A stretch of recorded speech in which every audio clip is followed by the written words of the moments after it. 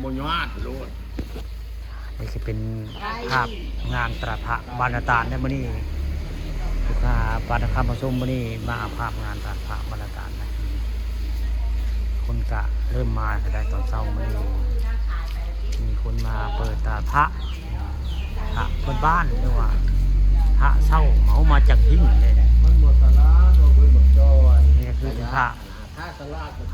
เอามาจากหิ้งแต่นี่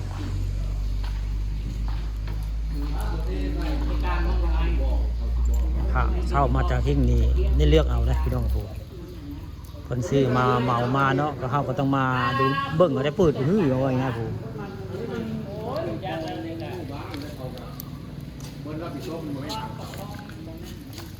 แต่ว่าสุดขึ้นเนี่ย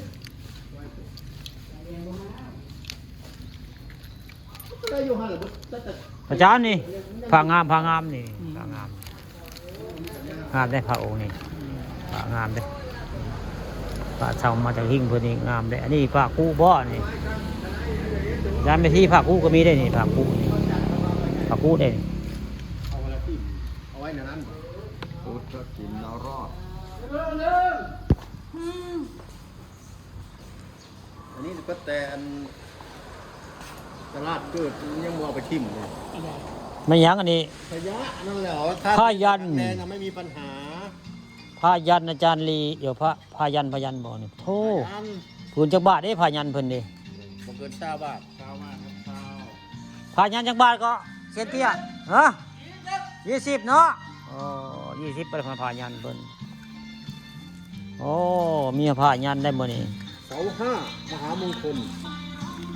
ยันเรียกทรัพย์เสา5อ๋อผ้ายันก็มีธรรมคุณสังฆคุณอ๋อ